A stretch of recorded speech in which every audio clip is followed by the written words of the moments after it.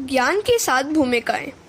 योग वासिष्ठ रामायण में ज्ञान की 7 भूमिकाएं इस प्रकार निर्दिष्ट हैं: शुभेच्छा, सुविचारणा, तनुमानसा, सत्वापत्ति, असंशक्ति, पदार्थ भाविनी और तुर्यगा। शुभेच्छा आत्म कल्याण के हेतु स्तोत्रीय और ब्रह्मनिष्ठ गुरु की शरण में जाकर उनके उपदेशानुसार शास्त्रों का अवलोकन अध्ययन करके आत्म विचार और आत्मा का साक्षात्कार की उत्कृष्ट इच्छा करना शुभेच्छा है। सुविचारणा सद्गुरु कथित उपदेश वचनों का तथा मोक्ष शास्त्रों का बार बार चिंतन और विचार करना ही सुविचारणा है। तनुमानसा श्रवण, मनन और निधिध्यासन से शब्दादि विषयों के प्रति जो अनासक्ति होती है और सविकल्प समाधि में अभ्यास से बुद्धि की जो तनुता सूक्ष्मता प्राप्त होती है वही तनुमानसा है। सत्वापत्ति उपर्युक्त 3 से साक्षात्कार पर्यंत स्थिति अर्थात निर्विकल्प समाधि रूप स्थिति ही सत्वापत्ति है। ज्ञान की चौथी भूमिका वाला पुरुष ब्रह्मविद कहलाता है। असंशक्ति चित्त विषय परमानंद और नित्य अपरोक्ष ऐसी ब्रह्मात्म भावना का साक्षात्कार रूप चमत्कार असंशक्ति है। इसमें अविद्या तथा उसके कार्यों का संबंध नहीं होता, अतः इसका नाम असंशक्ति है। पदार्थ भाविनी पदार्थों की दृढ़ अप्रतीति होती है, वह पदार्थ भाविनी है। तुर्यगा तीनों अवस्था से मुक्त होना तुर्यगा है। ब्रह्म को जिस अवस्था में आत्मरूप और अखंड जाने वही अवस्था तुर्यगा है। इन 7 भूमिकाओं में से प्रथम 3 भूमिकाएं साधन कोटि की है और अन्य 4 ज्ञान कोटि की। 3 भूमिकाएं तक सगुण ब्रह्म का चिंतन करो। ज्ञान की 5वीं भूमिका तक पहुंचने पर जड़ और चेतन की ग्रंथि छूट जाती है और आत्मा का अनुभव होने लगता है। आत्मा शरीर से भिन्न है। इस भूमिकाओं में उत्तर देहभाव भूल जाता है और अंत में उन्मत्त दशा प्राप्त होती है। ऋषभ देव जी ने ऐसी दशा प्राप्त की थी। ज्ञानी जन भी इंद्रियों से डरते हैं, वे इंद्रियों का विश्वास नहीं करते। मन का विश्वास कभी मत करो।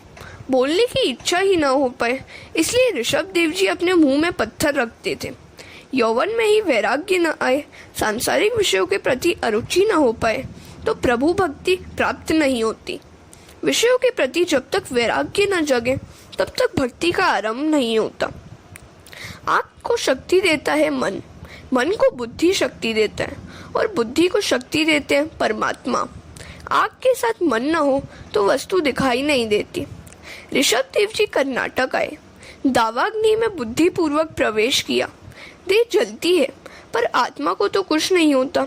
ऐसी आत्मनिष्ठा परमहंसों के लिए है। ऋषभ देव जी का चरित्र सामान्य मनुष्य के लिए अनुकरणीय नहीं है। ऋषभ देव जी का सबसे श्रेष्ठ पुत्र था भरत। इसी भरत के नाम से अपने देश का नाम भरतखंड पड़ा। ऋषभ देव जी के पश्चात भरत ने देश का शासन संभाला। उनकी कथा वर्तमान काल के लिए उपयोगी है। भरत जी महाभागवत है। उनके संग से सभी में भगवत भाव जगता है। उनके संग में आने वाले भक्ति रंग में रंग जाते थे। भरत जी ने व्यवहार की मर्यादा का कभी उल्लंघन नहीं किया था। वे महावैष्णव होने पर भी यज्ञ करते थे। अग्नि ठाकुर जी का मुख है। प्रत्येक देव को इष्ट देव का ही स्वरूप मानकर अन्य देवों में कृष्ण का अंश मानकर पूजा करते थे। अनेक यज्ञ करके उसका सारा पुण्य श्री कृष्ण के चरणों में अर्पित करते थे। कर्म फल परमात्मा को अर्पित करोगे तो आनंद होगा। कर्म फल प्रभु को अर्पित करने से कर्म का अभिमान नष्ट होता है। ईश्वर से अत्यधिक प्रेम करो, तभी किए हुए कर्मों का पुण्य परमात्मा को अर्पित कर सकोगे। पत्नी श्रम करती है और उसका फल दे देती है अपने पति को। कर्म करो किंतु कर्म के फल के उपभोग की इच्छा न रखो। कर्म फल के उपभोग की इच्छा रखोगे तो कर्म का अल्प फल ही मिलेगा, पर यदि वह कर्म फल भगवान को अर्पित करोगे तो अनंत फल मिलेगा। सकाम कर्म की भागवत में कई स्थानों पर निंदा की गई है। सकाम कर्म में क्षति होने पर क्षमा नहीं मिल पाती। भरत निष्काम भाव से कर्म करते थे और उसका पुण्य श्री कृष्ण को अर्पित करते थे। सत्कर्म की समाप्ति में कहना है, अनेन कर्मणा भगवान परमेश्वर प्रियतम न मम। हरे कृष्णा। भरत चरित्र। ऐसा कहते तो कई लोग हैं, किंतु अर्थ नहीं समझते। कर्ण कृष्णार्पण करने की भावना से भरत जी यज्ञ करते थे। भरत जी को युवावस्था में ही एक दिन वैराग्य हो आया। जिसे युवावस्था में ही वैराग्य हो और जो संयम करके भजन प्रवृत्ति बढ़ाए, उसे वृद्धावस्था में भगवान की प्राप्ति होती है। वृद्धावस्था में शारीरिक अशक्ति हो जाने के कारण तुम भक्ति नहीं कर सकोगे। तपश्चर्या यौवन में ही की जा सकती है। वृद्धावस्था में तपश्चर्या करने से अगला जन्म सुधरेगा। शरीर दुर्बल होने के बाद ब्रह्मचर्य का पालन करने का कोई अर्थ नहीं है। रामचंद्र जी युवावस्था में ही वन में गए थे। वनवास के समय उनकी आयु 27 वर्ष की थी और सीता जी की 18 वर्ष की। रामचंद्र ने यौवन में ही रावण को मारा था। तुम भी अपनी युवावस्था में काम रूपी रावण का नाश करो। वृद्धावस्था में आने वाला वैराग्य सच्चा वैराग्य नहीं होता। जवानी में ही वैराग्य की परीक्षा होती है। जिसके पास कुछ नहीं है वह त्याग करे, उसका कोई अर्थ नहीं है। जवानी में सुख संपत्ति होने पर भी विषय सुख में मन न रमे, वही सच्चा वैराग्य कहला सकता है। भरत जी का मन घर में नहीं लगा। राज वैभव, सुख संपत्ति, स्त्री पुत्र आदि सब कुछ है, परंतु आग बंद होने पर इसमें से कुछ भी नहीं रह जाता। जन्म के पूर्व जीव का रिश्तेदार कोई भी नहीं था। मृत्यु के पश्चात भी कोई रिश्तेदार नहीं रहेगा। आरंभ और अंत में कोई न था। माया ही बीच में भरमाती रहती है। भरत जी सोच रहे हैं कि सांसारिक सुख का उपभोग तो मैंने कई वर्षों तक किया, अब विवेक पूर्वक उसका त्याग करूंगा। उन्होंने यौवन में बुद्धि पूर्वक त्याग किया। विषयों को अनिच्छा से बलात् छोड़ना पड़े तो दुख होता है, किंतु विषयों का समझ बूझकर स्वैच्छिक त्याग करने से शांति की प्राप्ति होती है। यदि विषय हमें छोड़ जाए तो अशांति होती है, किंतु यदि स्वयं हम उन्हें छोड़ दें तो शांति प्राप्त होती है। हरे कृष्ण। 6 वस्तुओं में माया। परमात्मा ने इन 6 वस्तुओं में माया रखी है कि जिसमें मन फंसता रहता है। भोजन, द्रव्य, वस्त्र, स्त्री, घर और पुस्तक। इनमें प्रथम 4 प्रधान हैं और अन्य 2 गौण हैं। इसमें स्त्री की निंदा नहीं है, काम सुख की निंदा है। ईश्वर की माया विचित्र है। भरत मुनि ने राज्य का त्याग किया, रानियों का त्याग किया, सर्वस्व का त्याग करके वन में आए। वन में एक मृगबाल से स्नेह हो आया और अपने मन में उसे स्थान दे बैठे। इस आसक्ति के कारण उनका भजन ध्यान आदि खंडित हो गए और उन्हें मृग योनि में जन्म लेना पड़ा। अतः अपने घर चाहे किसी को भी रख लो, किंतु मन में तो किसी को भी बसने मत दो। मन में किसी को बसाओगे तो प्रभु भजन में वह बाधा रूप होगा। जगत में किसी भी पदार्थ से इतना तो स्नेह मत करो कि जिससे वह स्नेह तुम्हारी प्रभु भक्ति में बाधा बन जाए। भरत मुनि के मन में मृगबाल के लिए आसक्ति ने जन्म लिया। वह उनके लिए पुनर्जन्म का भी कारण बना। वासना पुनर्जन्म का कारण बनती है। मन में अन्य किसी भी वस्तु के प्रवेश होने पर मनमोहन वहां से भाग निकलते हैं। श्री राम कृष्ण परमहंस कहते थे कि संसार में नौका की भांति रहना चाहिए। पानी पर रहने से नौका तैरती रहेगी, किंतु यदि नौका में पानी आ जाए तो वह डूब जाएगी। इसी प्रकार संसार में तुम रहो, किंतु उसे अपने में रहने मत दो, अर्थात निर्लेप भाव से संसार में रहो। शरीर नौका है, संसार समुद्र है और विषय जल है। विषयों का चिंतन करते रहने से आत्मशक्ति नष्ट होती है। ममता बंधन करता है। मन के मरने पर ही मुक्ति प्राप्त होती है। बंधन मन का होता है, आत्मा का नहीं। आत्मा तो मुक्त ही है। गृह त्याग की आवश्यकता नहीं है। गृह में सावधान होकर रहना है। प्रतिकूल परिस्थिति में भी प्रहलाद घर में रहे और उनकी भक्ति में कोई बाधा न डाल सका, जबकि वन में एकांत में भी भरत जी मृगबाल पर आसक्त हुए और भजन न कर सके। प्रतिकूल संयोग में, प्रतिकूल वातावरण में भजन किस प्रकार किया जाए, यह प्रहलाद ने जगत को बताया है। और अनुकूल वातावरण के होने पर भी मनुष्य सावधान न रहे तो वह भजन नहीं कर सकता। ऐसा हम भरत के दृष्टांत से समझ सकते हैं। घर में समाहित वस्तुएं भजन में बाधा रूप नहीं है, किंतु मन में बसी हुई वस्तुएं बाधा रूप है। गृह त्यागी महात्माओं को माया किस प्रकार सताती है, वह यह कथा बताती है। भरत जी ने सोचा कि एकांत में बैठकर मैं ईश्वर की आराधना करूंगा। वे नेपाल में गंडकी नदी के किनारे आए। वहां वे आदित्य नारायण भगवान की आराधना करने लगे। ईश्वर के सिवा अन्य किसी का भी संग भजन में विक्षेप करेगा। जिसे तप करना है वह अकेला ही तप करे। सदा यही सोचो कि मैं अकेला नहीं हूँ, मेरे भगवान भी मेरे साथ है। ईश्वर के सिवा अन्य का संग रखोगे तो दुखी होगे। भरत जी अकेले ही तप करने गए थे। गंडकी का दूसरा नाम है शालिग्रामी। हरे कृष्ण। सूर्य नारायण की महिमा। भरत जी का नित्य नियम था। 4 बजे ब्रह्म मुहूर्त में स्नान करते थे। कटी तक जल में खड़े रहकर सूर्य नारायण का ध्यान और गायत्री मंत्र का जप करते थे।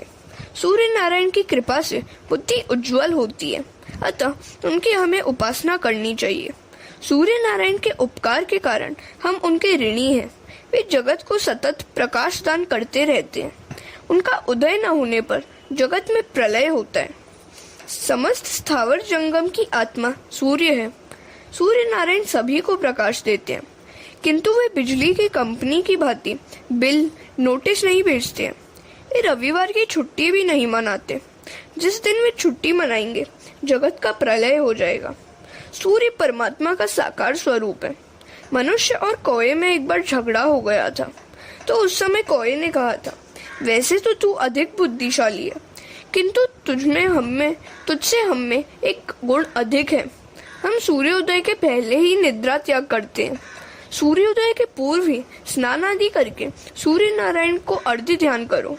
रात्रि के 11 बजे के बाद का समय राक्षस काल का आ गया है। इस निषिद्ध काल में भोजन मत करो। आजकल तो लोग सिनेमा देखने के बाद 11 बजे भोजन करते हैं। ऐसा करना ठीक नहीं है। सूर्य, चंद्र, समुद्र ईश्वर की मर्यादा का उल्लंघन नहीं करते।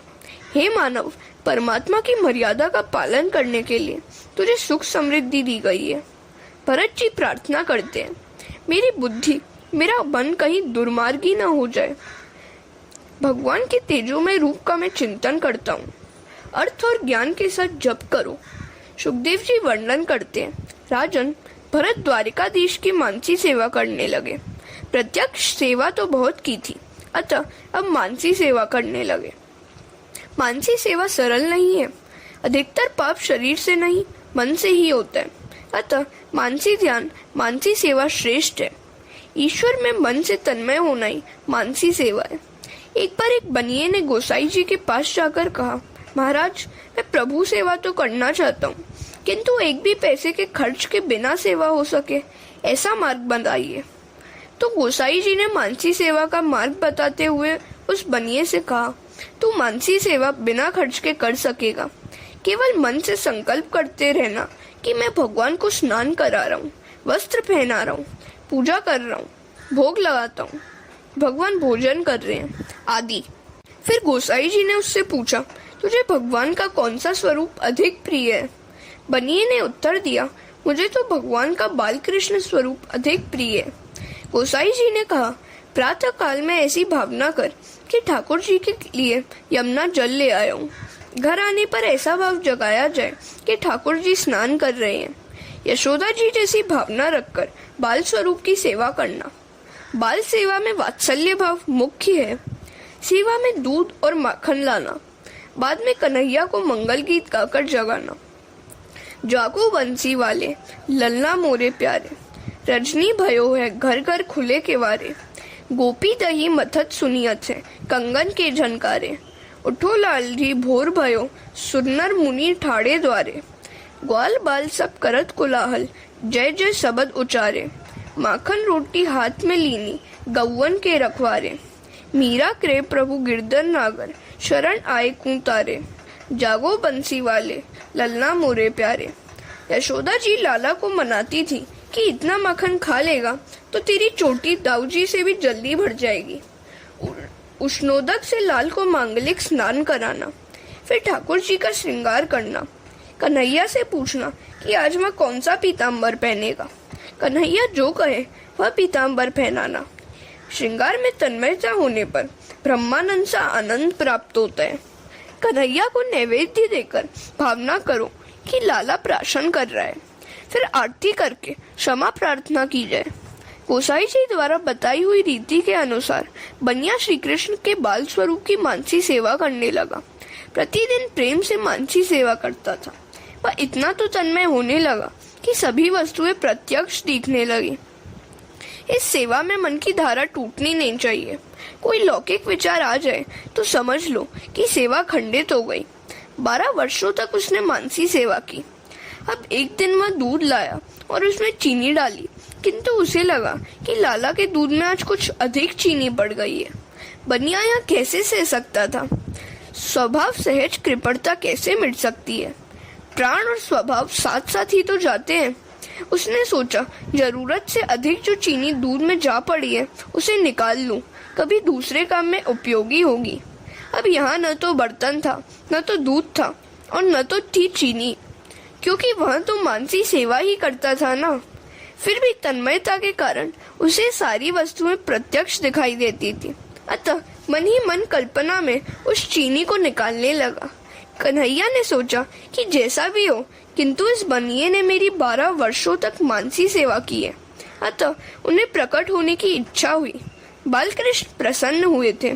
उन्होंने प्रकट होकर बनिए का हाथ पकड़ा और कहा कि चीनी अधिक चली गई तो क्या हुआ? तूने पैसा का भी तो खर्च नहीं किया है। भगवत स्पर्श होने से वह बनिया सच्चा वैष्णव बन गया।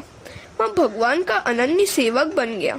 12 वर्षों तक जो भी सत्कार्य नियम पूर्वक किया जाए उसका फल अवश्य मिलता है।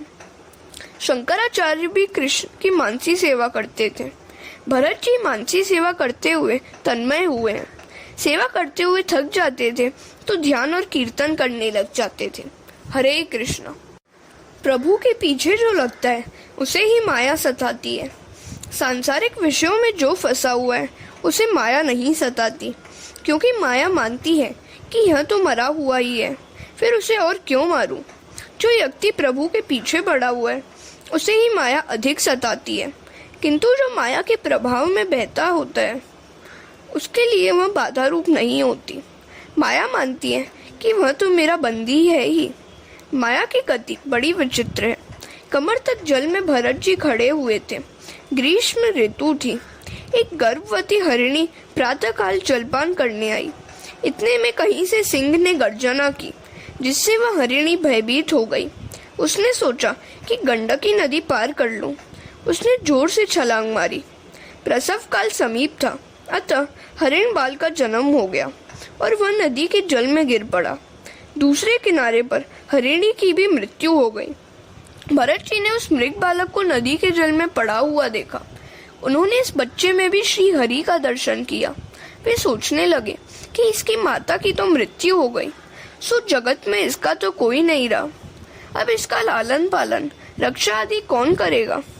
वे दयावश होकर उस बच्चे को अपने आश्रम में ले आए।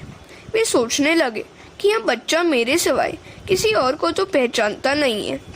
इसका पालन पोषण करना अब मेरा ही धर्म है। मैं इसकी अपेक्षा करूंगा तो यह मर जाएगा।